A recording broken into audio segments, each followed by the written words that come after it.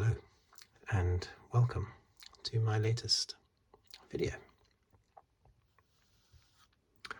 This one, as you can see, features the Radio Times, the British version of, say, the TV Guide in America.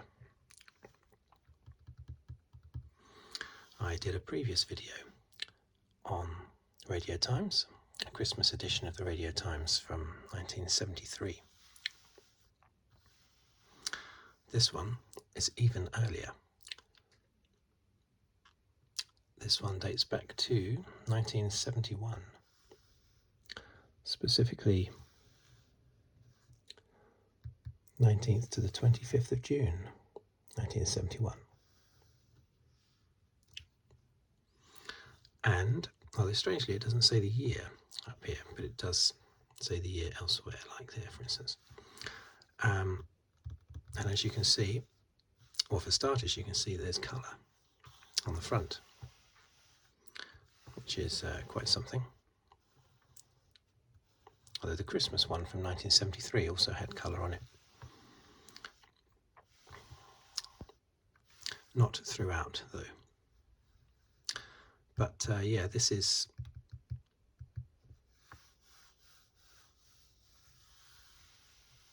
an edition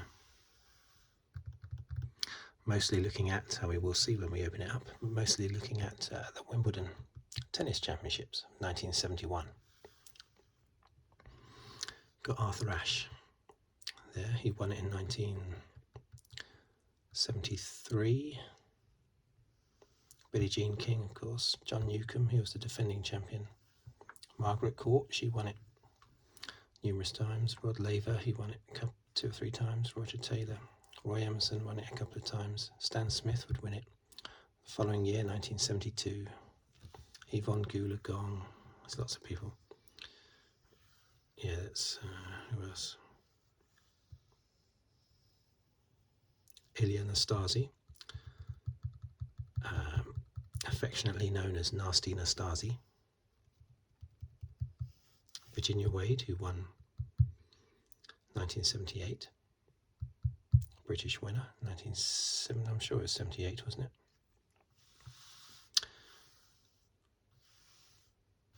Anyway, let's have a little flick. See what's going on. Now, I've not looked through this at all. Oh, the other interesting thing is that up here is the number 32. Now, at the time, my parents were living at number 32, so this was clearly delivered to their house in June 1971, just a month before they moved and a month before I was born.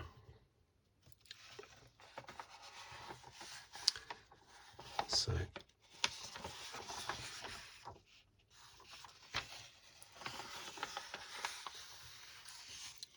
oh, still some colour inside. Michael Parkinson.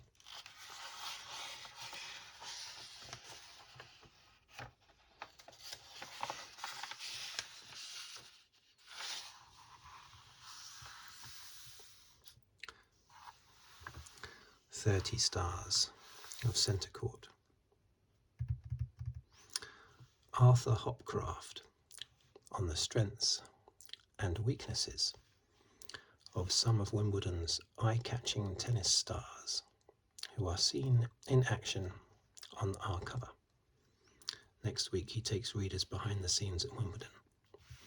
I picked this one to do because at the moment the Wimbledon Championships are on. So it seemed quite apt. Let's see what they say of John Newcombe, the reigning Wimbledon singles champion, also the last amateur Wimbledon champion in 1967. Athletic Australian, with clean-cut game, aged 27. One of Lamar Hunt's original handsome 8 professionals, forerunners of the WCT group. And the person that he would play in the final was Stan Smith, who would win it the following year, 1972. See what it says about him. Very much the coming man, Californian, aged 24, who first made his name as doubles player with Bob Lutz. Now a very formidable singles competitor.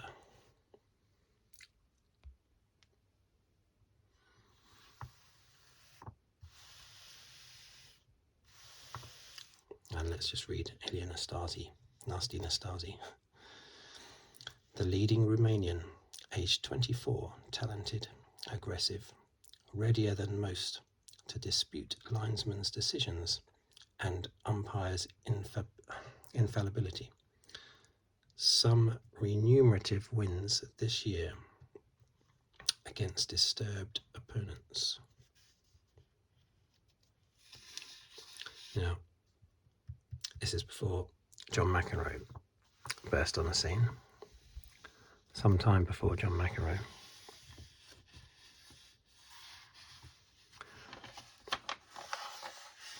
So Ilie Nastase was the feisty one. Actually, I think Jimmy Connors could be just as feisty as John McEnroe. But it's John McEnroe that has the catchphrases, isn't it?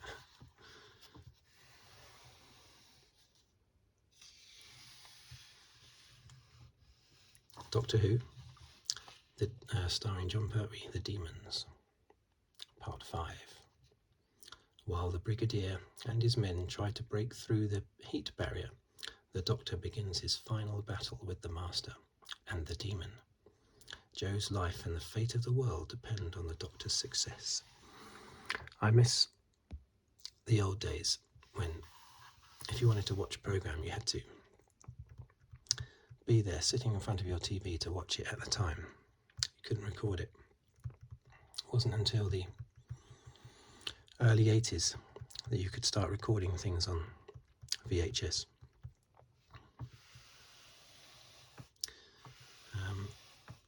I miss those times, even though I wouldn't want to swap it for that, because it's very convenient, of course, being able to record things and then watch them later.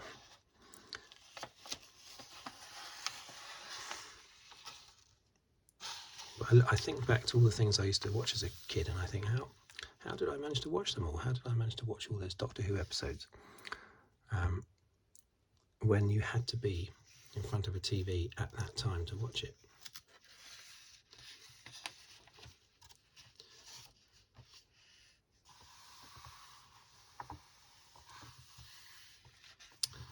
Parkinson again.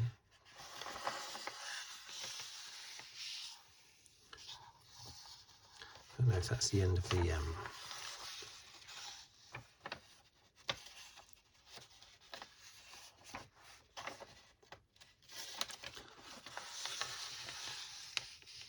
Wimbledon rundown, just that one page. It's possible.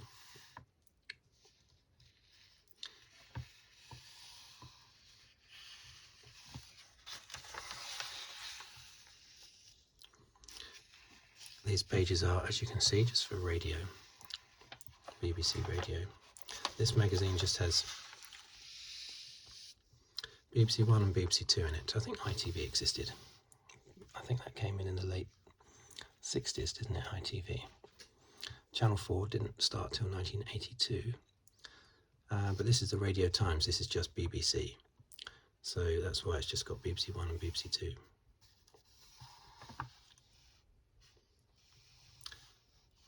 Wimbledon 1971. Look, it actually tells you it's in colour. Now, I remember this when I was a child, looking through the Radio Times. It would tell you when things were in colour, because colour had only just started coming in. So they would actually advertise it as being in colour.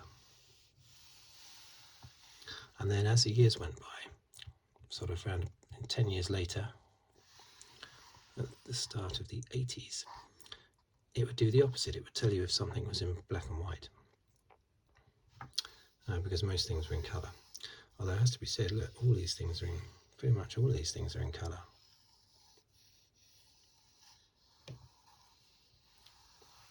So they probably should just tell you what's in black and white. And here, the Wimbledon Lawn Tennis Championships, direct from the All England Club. It starts today, the world's greatest open tennis tournament. It's the richest Wimbledon ever, with prize money totalling nearly £38,000. Wow. It provides the added excitement of being the first tiebreaker at Wimbledon. That must be the first time that tiebreakers in sets were introduced. It's Wimbledon 1971, introduced by Harry Carpenter, featuring the best of the action on the centre court and number one court in the first round of the men's singles. This year's thrills, triumphs and disasters are reported by the regular Wimbledon commentary team of Dan Maskell, Jack Kramer and Bill Knight, together with Bill Threlfall and Emlyn Jones. Now, it's interesting about the tiebreaker. I didn't know that. 1971 must be when they first introduced tie breaks at Wimbledon. I don't know if they were introduced in other tournaments before that. But the £38,000, yeah. I looked that up just now for some more detail, and that was the total prize money, not what the winner got. The winner got £3,750 compared to the £2 million that they'll be getting this year for the winner. 2 million. Back then it was 3,770, and if you won the first round in this year's tournament, you get £50,000 if you win the first round. 1971 you got £75, just £75. Now that's a bigger increase than inflation, isn't it? And that's simply because the popularity of tennis, the amount of money that there is in tennis nowadays, compared with 50 years ago.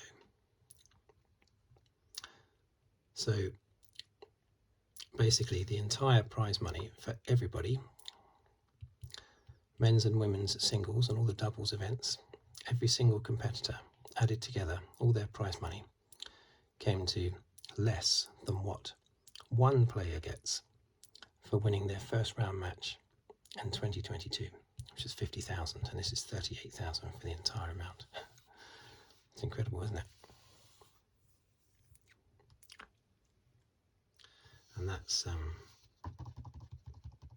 John Newcombe there, the defending 1970 champion.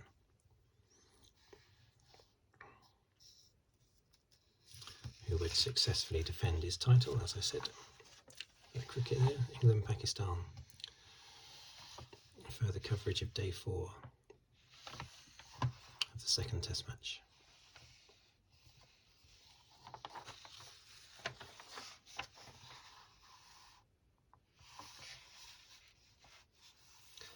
Yeah, so just like today, the main coverage starts at sort of around about 1:53. That's very precise, isn't it? 1:53.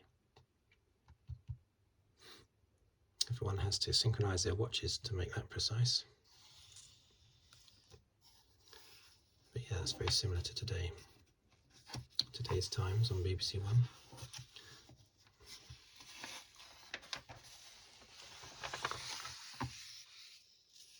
Australian Tony Roach. Will it be his year at last? Regular commentaries and reports on Radio 2 from Monday to Friday.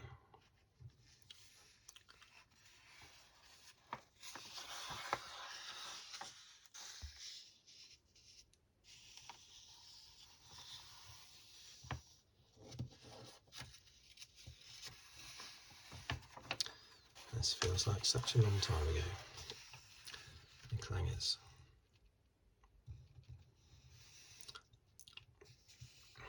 Direct from the All England Club.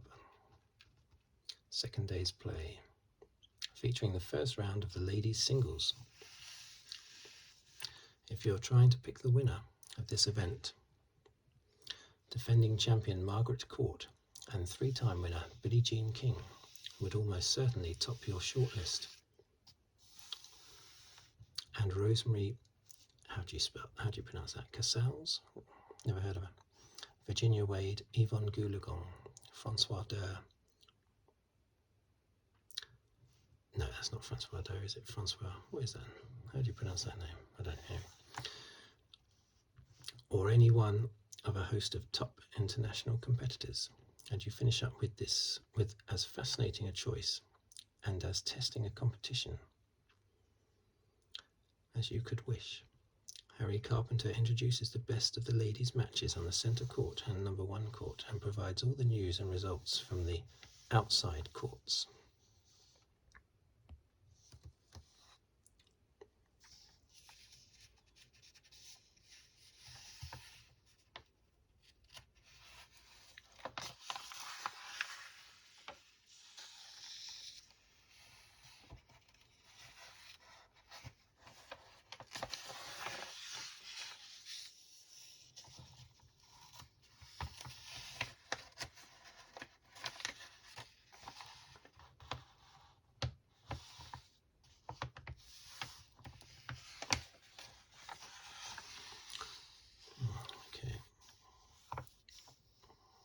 Quite a lot of adverts in here, considering it's BBC.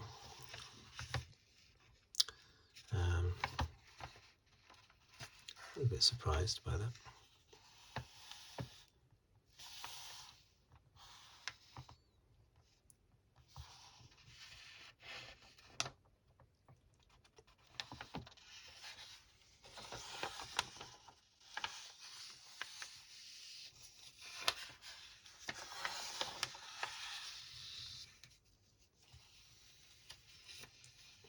Up to the fourth day's play brings you the best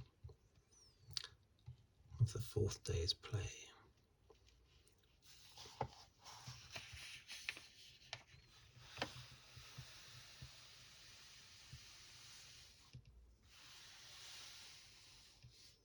A bit of Tom and Jerry.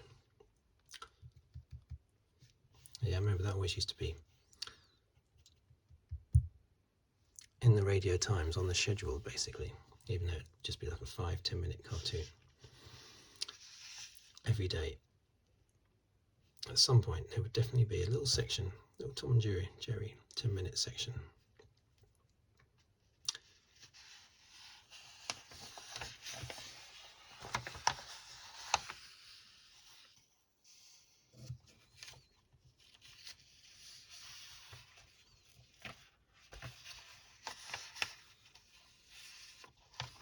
Not only but also Peter Cook and Dudley Moore in Australia.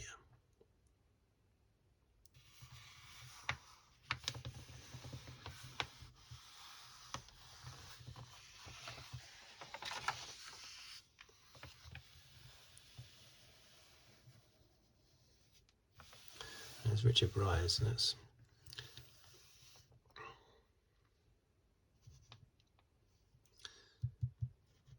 I think that's pre The Good Life, isn't it?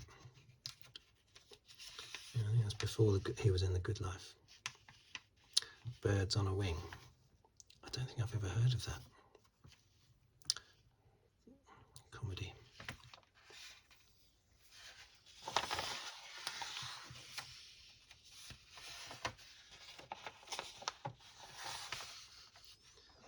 Nice bit of colour again.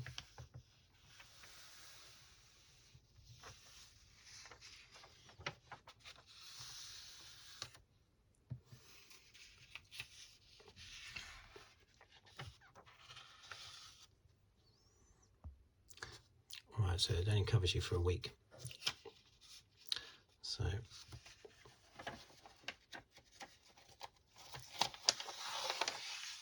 we've made it to the end of the week. Another advert there in colour. Oh, these are letters. Letters to the Radio Times.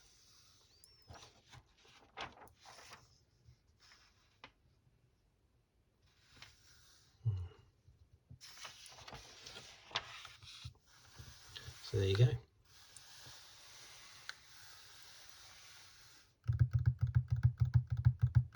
There it does say 1971, although the 1 is missing. 17th of June 1971.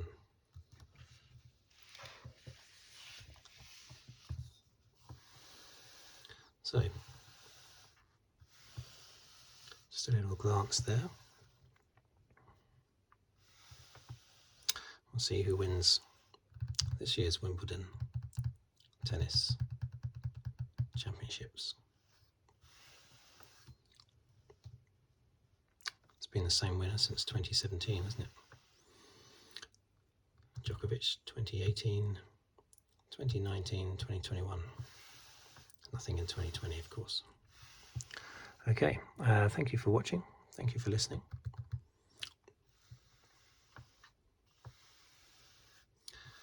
If you'd like to subscribe, please do so, or like the video, or comment. And I will see you on my next one. Thank you very much for watching and listening. Goodbye.